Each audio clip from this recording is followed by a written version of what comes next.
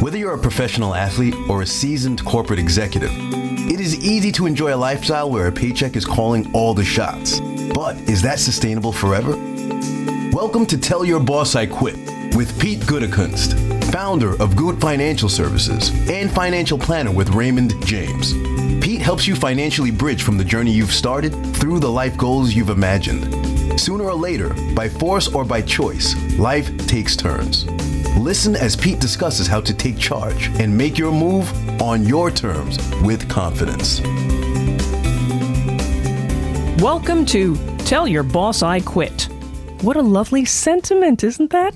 Well, that is the name of this new podcast from Peter Goodekunst, and this is the inaugural episode. I'm Patrice Sikora, and I really enjoy these first out-of-the-gate shows because here we will learn about Pete from Pete. So let's start at the beginning, shall we, Pete? How'd you get here? How'd you get into your career? Yeah.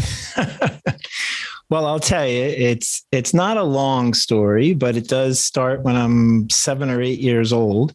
I took a trip to Washington, D.C., and my parents took us on a trip there, and we did everything. We saw the memorials. We went to the Smithsonian. My brother and I walked down the steps of the Washington Monument with my dad. I don't even think you can get in there any longer. Not right now, no. No, I'm sure, yeah.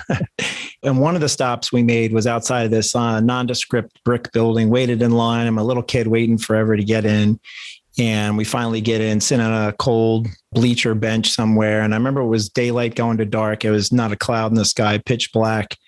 And I really didn't even know what we were there for. And out marches the silent drill team, the United States Marine Corps silent drill team. Oh. From that day on, I knew I wanted to serve, and I knew I wanted to be a Marine. And that just really framed everything that I've done since then in my life. And when you enlist in the Marines, when I got out of high school and I was going into college, I enlisted in the Marines, and you take an oath to support and defend the Constitution of the United States. And the core values of that, of course, come from the Declaration of Independence, which is, all people have the right to life, liberty, and the pursuit of happiness. And when I look at what we do now as financial planners, quite frankly, I think that's what we do, is we help people to pursue their happiness. And when I got out of the Marine Corps and I was being encouraged to, make my transition, which is what I do a lot now, is help people in their transitions in life. I was encouraged to look into, working with people in estate planning. And I did a lot of work in estate planning and came into really in a life insurance sales business. And what I found there is we were working with people and helping them understand how much they were going to die with, basically, and how to deal with that end of life financial situation. And back then, estate taxes applied to every dollar over 600,000. So it was a pretty common problem that people had to face. And so we would show them how much their estate might grow to someday. And as I went through and worked with people, I discovered really there was very little help, very little guidance in helping people figure out how they were going to spend their money and enjoy their life, and basically how they were going to pursue their happiness while they found their way along through the end of their estate plan. I started working with people then on helping them develop a retirement distribution plan, basically just getting money out of your investments. And it's so funny now because I've been doing this for close to 30 years. And that's one of the first questions, believe it or not, people will say was, well, how do I get my money back out? And that's really how things rolled along, as I feel that's been at the core value of what we do, is that we're helping, when you make a commitment to serve, I think that follows you through your entire life. And that's really the focus that we bring in helping people seek their opportunity to live their best life. All right. Now, I do want to take a back step here. First of all, thank you for your service. But two, where were you in the Marines? Where did you serve? I was in a reserve unit. I went in when I was in college, and I served at India 314, was the battery that I served, an artillery battery.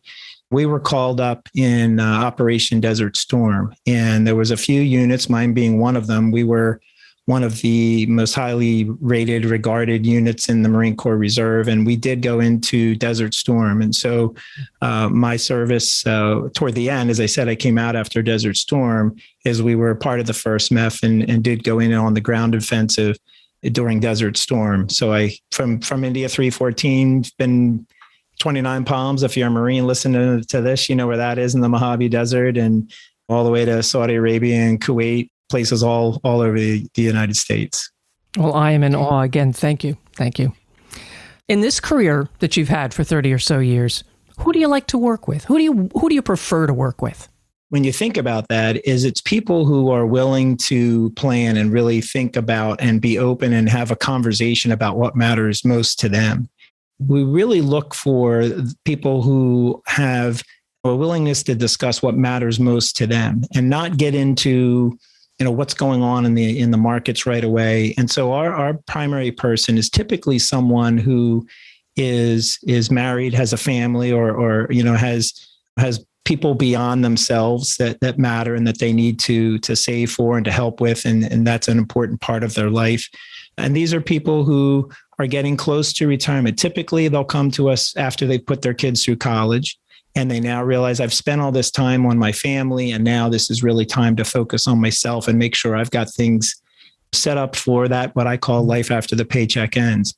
We also work with people who have what I call early success. And today that could be an entrepreneur who has a really great idea and just, kind of hits it very well right off the bat. Professional athletes, these are people who are earning a lot of income at a very young age, and they're not going to be able to do that forever. So those are people where they might have a great opportunity early, which is almost the opposite. Their high earning years might come early.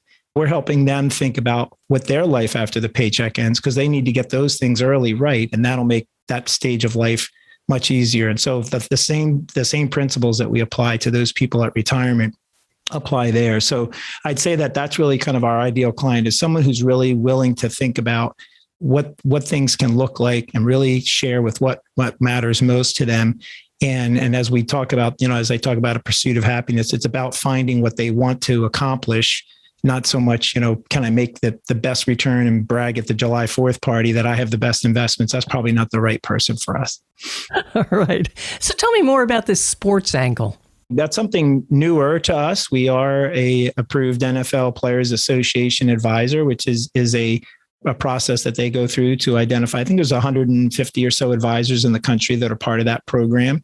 And like I said, is having done this for so many years, is when I looked at that marketplace and looked at that type of situation, that they weren't really that young investor who's just starting out. Like a client of ours who's getting ready to retire will often introduce us to their kids and say, can you help them get off to a good start? And they've got a long time to, invest early and accomplish all of those things. And so it's, we have those conversations, but what I see is, what we're finding is even with an entrepreneur who comes up with a really neat app idea or something like that, they can have a big payoff early in their life. Or an athlete, these salaries, even just as a base contract player, they really are bringing in an income that they may not see 4 or 5 years later, because those careers don't last for very long. And so getting that foundation set right can really set them up, for a very sustainable, and takes a lot of pressure off as they find and pursue their career. And then they're going to go through a major transition, because they're going to do that game, that thing that they love so much. And then they're going to move on to, a more traditional career. And that's that's part of a transition that's not unlike a person who's going from their long career into life after the paycheck ends and doing something very different and trying to continue to find fulfillment. How did you get the interest in sports, and how did you make the connection with these folks? I've played sports my whole life. I was a soccer player from day one in Greater Philadelphia. We have a pretty thriving youth soccer program. So, in other parts of the country, it's caught on a long time later. But here we were playing, just played all sports when I was growing up. But I was really focused on soccer as an individual. And I kind of look at my service in the Marine Corps in some ways was kind of my professional sport too at times, some of the things that we were doing early on in the Marine Corps. But I think that's really something that I've just loved. When I think now, when you look at the sports, the way that it's provided and people really focus on one league or another. Back when I was a kid, every sport was Evel Knievel was as great an athlete Yes. as Pete Rose. I mean, those guys came up in the same conversation. I think that's really, I just soaked all of that in. I just love sports, and I I think that brings to that same core value of as a Marine, seeing how these guys put in and commit to their sport. And I think I've just always loved sports and love that aspect of getting to that point. That's a special kind of personality. Yeah, I think so. I think that it's interesting that in our field, and when I look at people who are in financial planning and in financial services, it's not uncommon to meet fellow veterans like myself, but it's also not uncommon to run across a person who was a professional athlete. And I think that that's because you have that commitment to getting things done. You're self-reliant. It's all on you. You have to train, and you have to be, ready to go on and hit your performance marks at that game time, or, if you're out in the field or in Desert Storm, something like that, you can't mess up. I think that self-discipline really brings itself into this business and this career. But I think it's also, you find that they're good people that align with you and you want to work with them. Yeah. Pete, outline your business philosophy for me. We call this Tell Your Boss I Quit. And I just published a book, and maybe we'll talk a little bit about that, Tell Your Boss I Quit. But in that book, I really stress purpose. And what I mean by purpose is that the reason that we do things is for an income need that we're going to have tomorrow, next year, 10 or 20 years from now. There's a reason, there's a purpose that we're doing things and making financial decisions. And those reasons aren't because you took a questionnaire and it said you're willing to take a certain level of risk. You're doing those things because you need a certain amount of money, or you need a certain amount of cash flow over a period of time. So as I said earlier, I spend a lot of time talking about what matters most to a person and really trying to identify their purpose. I think that's where our philosophy is, that a lot of times people come in, here's my 401k statement, here's my IRA, let's talk about the investments. And our philosophy is literally, let's talk about you and what matters and what are you accumulating those resources for. And when we get to that, it makes the investing and the financial conversation much easier, because now we're making those decisions because it's going to serve that need. And I find that a lot of people are taking either too little risk and they're not going to have enough, or they're taking too much risk because some questionnaire just put them into that box. Right. And that's really what we do. Our philosophy is to really get to know purpose as we go through our long-term process working with people. And once you've learned their purpose, what do you do for your ideal client? We created a tool called My Financial Bridge. And what that does is, you were asking me earlier about our ideal client. It's really that person, as I said, who's willing to open up and share kind of the whole picture. And that's what My Financial Bridge does, is we gather that information and we put it into the entire, the whole picture. And it helps us to identify the purpose of what that resource is for. And sometimes you've done some things early in life, and the financial bridge kind of flows through a continuum of life. And there are things that you do early that you need to keep going. And there are some things that you just have because they've always been there, and we need to, shed them or update them or enhance them or just move on from that. And so that's what we're doing in that role with My Financial Bridge, is we're putting that information together and we're coming back and revisiting it. It basically sets an agenda throughout the continuum of a financial plan as we're putting that process together, so that when we have that conversation, it revolves around that specific purpose and whether or not it makes sense any longer, or, when it comes back on the agenda for a review. Do you have a team you work with? Tell me about them. Yeah, I have a great team. Well, first of all, we are affiliated with Raymond James Financial Services, so we have the depth of a major regional broker dealer and all of the resources that they bring to the table. We're a very customized process and approach here, and being able to have that conversation. And so what I have brought on board is a couple of team members here in particular. One is an associate of mine, Brian Henderson. He is a Temple University graduate right here from Philadelphia. Temple has an amazing program, a financial planning major within their business schools. So he's studying right now for his CFP. He's eligible to sit for that exam as a result of his Temple education. And so he works alongside of me in meetings, gathering information, and really helps free up me to be able to have the conversations that matter most with our clients, And he's really putting together a lot of the kind of the number crunching, and then we're reviewing that together. And he's just phenomenal. And I'm really proud of that Temple program. And I'm really grateful to have been able to find Brian and put him on the team. And Megan Getz is our newest employee, and she comes from a banking background. She did a lot of work in refinancing car loans and things like that at a local bank. So she really had worked with a number of people and just, again, kind of gathering that financial data just to work through that process. And she's just a wonderful person to be able to have a conversation and share information. I don't know how it is, but people just kind of open up to Megan.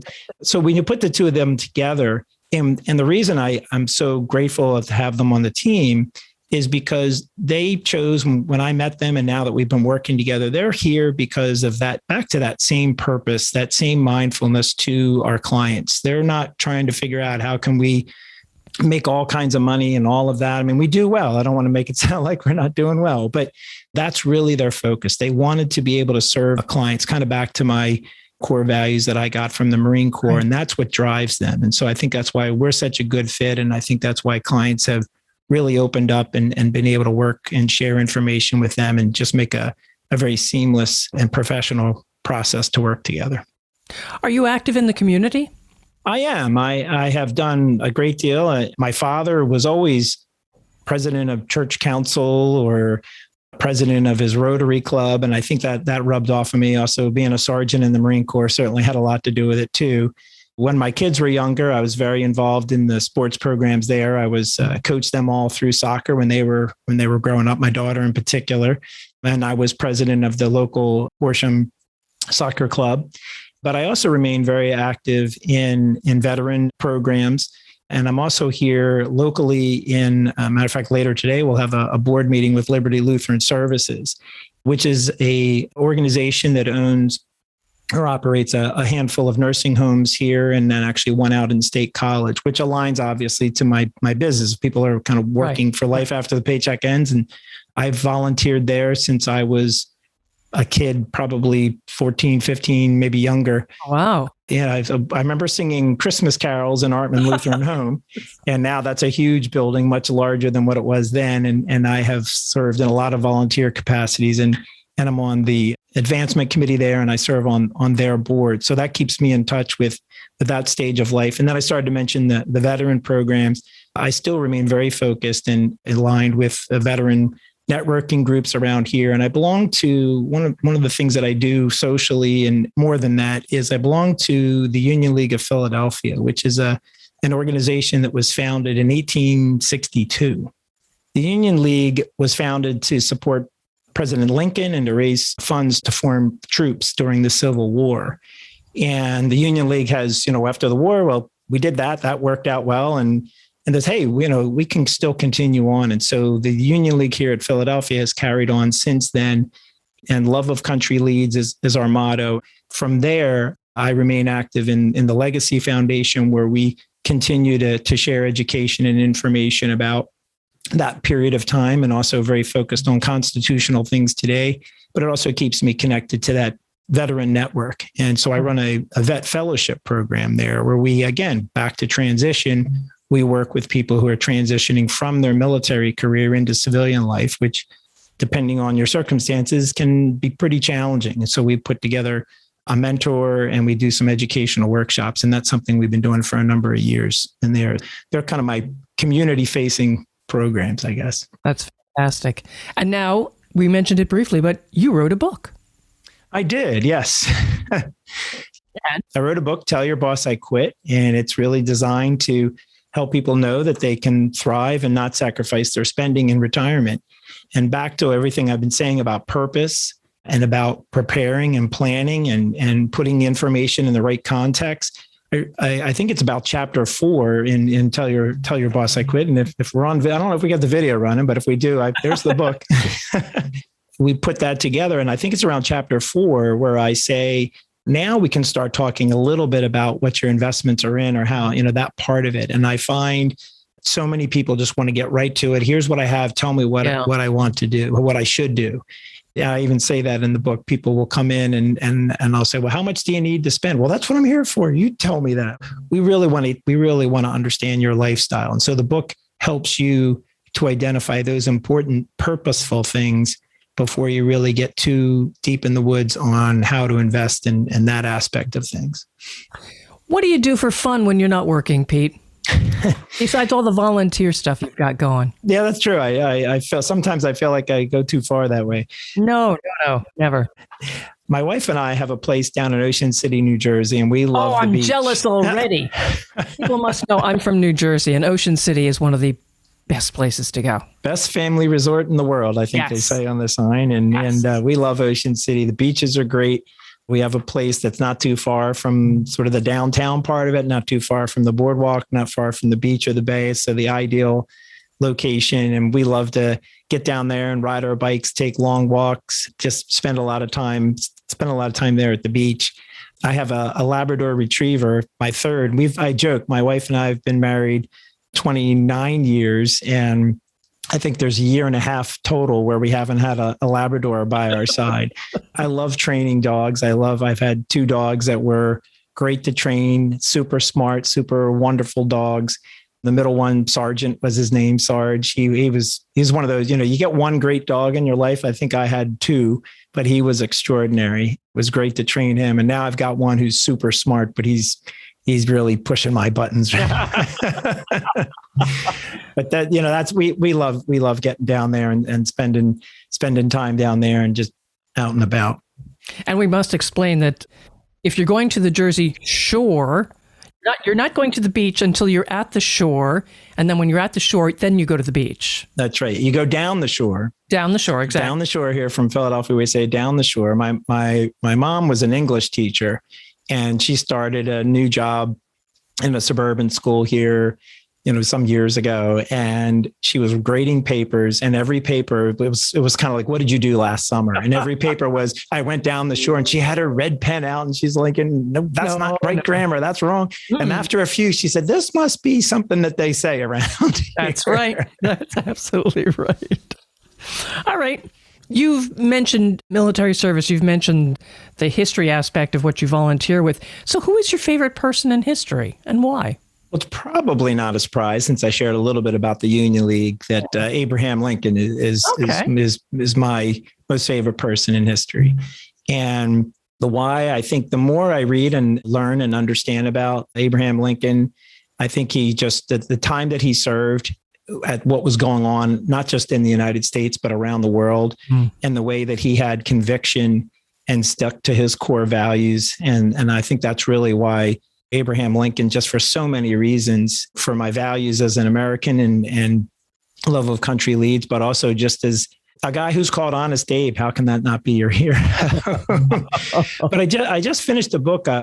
I'll throw out there to people. It's Lincoln on the Verge, and it's all about his train ride to DC when he first became president. I wasn't really aware of just how at peril his life could have been. We know he was assassinated, but that started from the moment he was elected. He lived under that cloud, and to have that kind of conviction and fearlessness and commitment to his cause. Abraham Lincoln is someone, for so many reasons, that I can point to as a hero and favorite person of history. What's your idea of success? I think it's really what matters most to you. I go back to pursuing your happiness. And if you're doing and you're with the people that make you most happy, and that's what you're doing, to me, that's a success.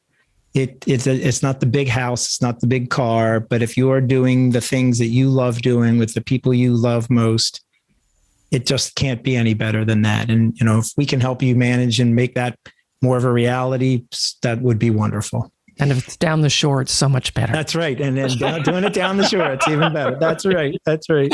All right, Pete, tell me one thing that most people don't know about you. I love this question, so make it good.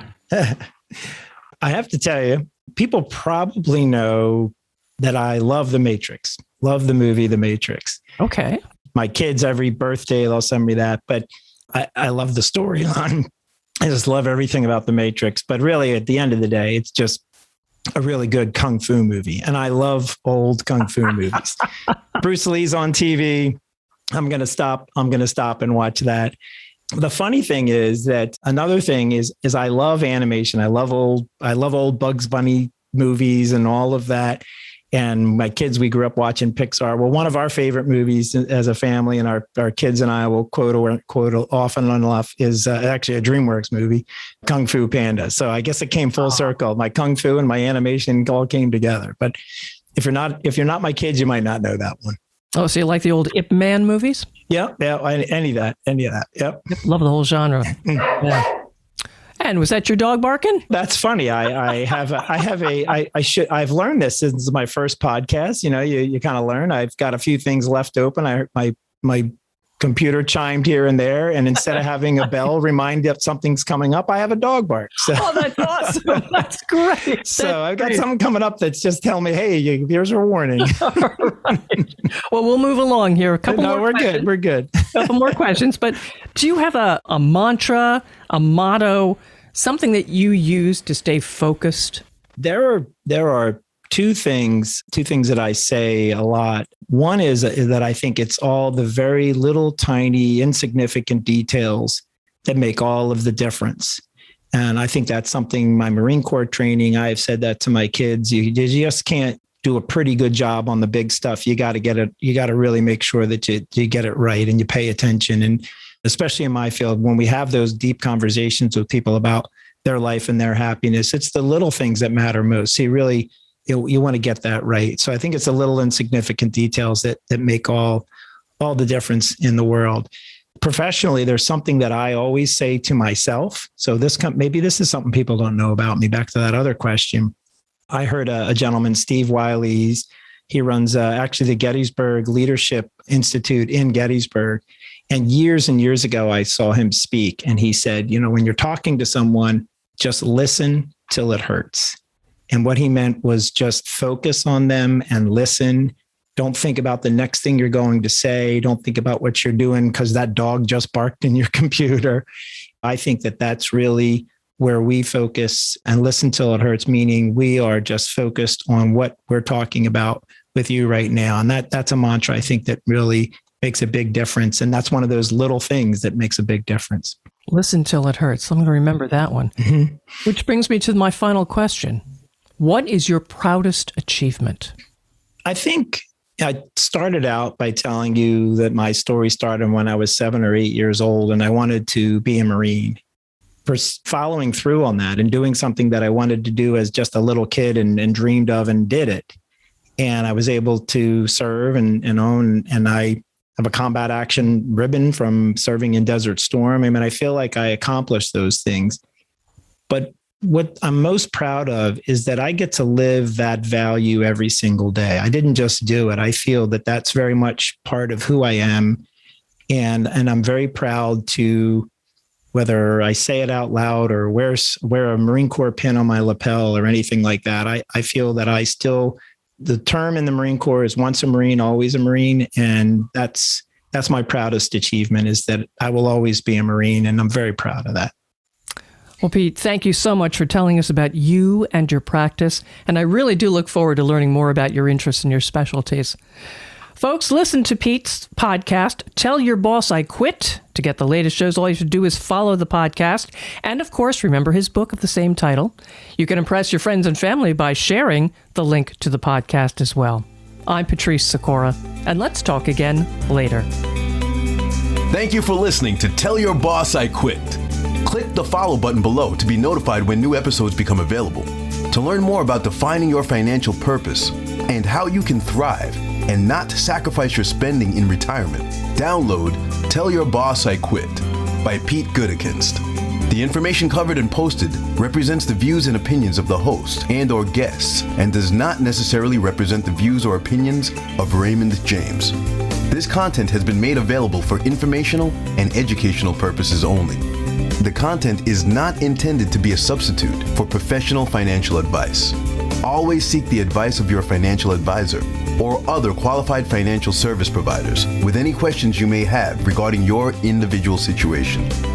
Securities are offered through Raymond James Financial Services, Inc., member FINRA, and SIPC. Investment advisory services offered through Raymond James Financial Services Advisors, Inc. Goot Financial Services is not a broker-dealer and is independent of Raymond James Financial Services.